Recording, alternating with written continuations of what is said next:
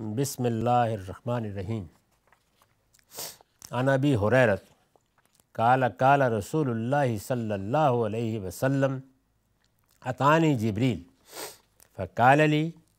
وعنہ فی بعض الروایات ان جبریل علیہ السلام جاء فسلم علی النبی صلی اللہ علیہ وسلم فعرف صوتا فقال ادخل فقال انی کنت اتیتک اللیلہ فلم یمنانی ان ادخل علیک البیت الذی انت فیہ الا انہ کان فی البیت تمثال رجل وکان فی البیت کرام الستر فی الحائط فیہ تماثیل وکان فی البیت کلب فمر براس التمثال الذی فی باب البیت یقطع فیسیر کہیت الشجرہ ومر بالستر یقطع فیجل منہ وسادتان منتبذتین توتعان فإنا لا ندخل بیت فیہ تماثیل فإنا لا ندخل بیتا فیہ تماثیل ومر بالکلب یخرج ففعل رسول اللہ صلی اللہ علیہ وسلم وإذا الکلب جرو کان للحسن والحسین تحت نزد لہم فأمر بہ فأخرج۔ یہ روایت مسند احمد سے لی گئی ہے، اس کا رقم ہے 8045۔ اسی باب کی روایت ہے جس میں کتوں اور تصویروں کے بارے میں یہ مضمون زیر بحث ہے کہ فرشتے وہاں داخل نہیں ہوتے جہاں یہ چیزیں ہوتی ہیں۔ یہ بات بتائی جا چکی ہے کہ یہاں عام تصویریں زیر بحث نہیں ہیں، وہ تصویریں ہیں جن کو لوگ مشرکانہ توہمات کے تحت بناتے تھے، اس کی مثالیں پیچھے آ چکی ہیں۔ اسی طرح کتوں کے بارے میں بھی یہ وضاحت ہو چکی ہے کہ یہ صدائے ہوئے کتے نہیں ہیں جن کو شکار کے لیے، گھر میں رکھنے کے لیے، رکھوالی کے لیے لوگ استعمال کرتے ہیں، بلکہ یہ وہ آوارہ کتے ہیں کہ جو اگر گھر میں ہوں گے یا کہیں آئے ہوئے ہوں گے یا بیٹھے ہوئے ہوں گے تو نہیں کہا جا سکتا کہ کہاں غلاظت پھیلا دیں۔ تو ان کے بارے میں فرشتوں نے اپنی حساسیت بیان کی ہے، اور یہ کس طرح سامنے آئی؟ رسول اللہ صلی اللہ علیہ وسلم جب کوئی بات بیان فرماتے ہیں تو ظاہر ہے کہ کوئی پس منظر ہوگا نا، کیوں زیر بحث آ گئی؟ تو یہ بتدریج جب ہم روایات پڑھ رہے ہیں تو یہ معلوم ہوتا ہے کہ جبریل امین جب ملاقات کے لیے آتے تھے تو پے در پے کچھ حوادث ہوئے، جس کے نتیجے میں رسول اللہ صلی اللہ علیہ وسلم کو یہ بات معلوم بھی ہوئی، اور پھر آپ نے بعض موقعوں پر اس کو بیان بھی فرمایا۔ اب راوی حضرات ظاہر ہے کہ ہر جگہ نہ پورا واقعہ سناتے ہیں، نہ پورا پس منظر بیان کرتے ہیں، وہ ایک جملہ ہوتا ہے جس کو بیان کر دیتے ہیں، تو اس لیے ضروری ہے کہ ان سب روایات کو دیکھا جائے۔ تو اس روایت میں کیا بات ہوئی ہے، اس کا ترجمہ ہے۔ ابو ہریرہ رضی اللہ عنہ سے مروی ہے کہ رسول اللہ صلی اللہ علیہ وسلم نے فرمایا، میرے پاس جبریل علیہ السلام آئے اور انہوں نے مجھ سے کہا، انہی سے یعنی ابو ہریرہ رضی اللہ عنہ سے بعض دوسرے طریقوں میں، یعنی ایک ہی بات ہے،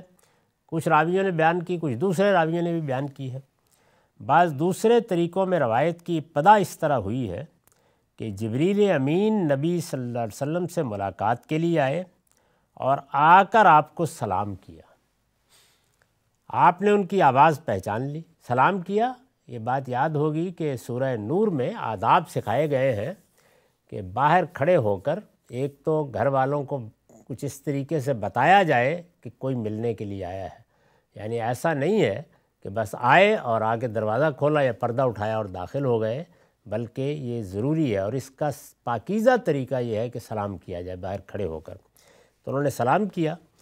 باہر کھڑے ہو کر سلام کیا تھا، سامنے نہیں تھے، لیکن رسول اللہ صلی اللہ علیہ وسلم نے آواز پہچان لی اور فرمایا اندر تشریف لائیے۔ جبریل علیہ السلام نے کہا، میں پچھلی رات آپ سے ملنے کے لیے آیا تھا، لیکن اس وقت جس گھر میں آپ تھے اس میں ایک شخص کی مورت تھی، کہ وہاں کسی شخص کی تصویر پڑی ہوئی تھی۔ بظاہر یہ لگتا ہے کہ یہ تصویر جیسے مجسمہ سا بنا ہوتا ہے اس طرح کی تھی، لہٰذا یہی چیز آپ سے ملنے میں مانع ہو گئی۔ تو انہوں نے کہا کہ پھر میں واپس چلا گیا۔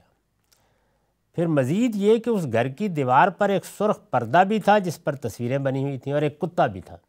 گویا ساری چیزیں جمع ہو گئی تھیں وہاں، سو اس مورت کا تو سر کاٹ دینے کی ہدایت کیجیے، یعنی اگر اس کو رکھنا ہی ہے تو سر کاٹ دیجیے۔ جو گھر کے دروازے میں رکھی ہے، یہ صاف معلوم ہوتا ہے کہ کوئی تزئین کی چیز ہوگی اور اس طرح کی رکھ دی، تو انہوں نے فرمایا کہ اس مورت کا تو سر کاٹ دینے کی ہدایت کی ہے اور گھر کے دروازے میں رکھی ہے، پھر وہ درخت کی صورت ہو جائے گی اس پر میں نے لکھا یعنی درخت کے تنے جیسی نظر آئے گی، لہٰذا تعظیم و تقدیس کا جو تصور کسی پورے انسان یا جانور یا کسی درخت کے بارے میں پیدا ہو سکتا ہے، اس کا امکان ختم ہو جائے گا۔ تو یہ انہوں نے بتایا کہ بعض تزئین کی چیزیں ہیں، ضائع تو نہ کریں لیکن اس طرح اس کا سر کاٹ دیں،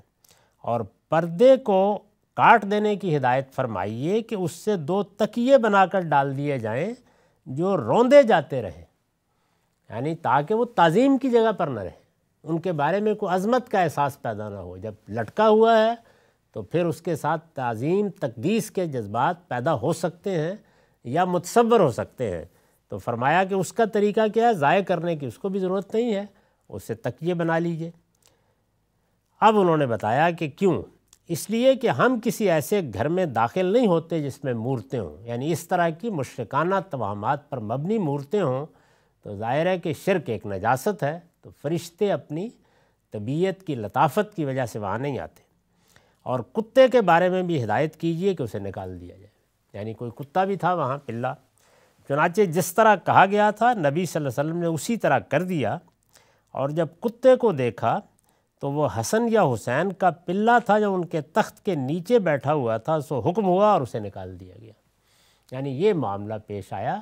ظاہر ہے کہ دیہات میں جیسے ہوتا ہے، کوئی چھوٹا پلہ گھر میں آ گیا ہے، بچوں نے اس کے ساتھ کھیلنا شروع کر دیا، وہ اب گھر میں بیٹھنے لگا آ کے، تو یہ بات کہ اس کو صدایا جائے اور اس کی تربیت کی جائے،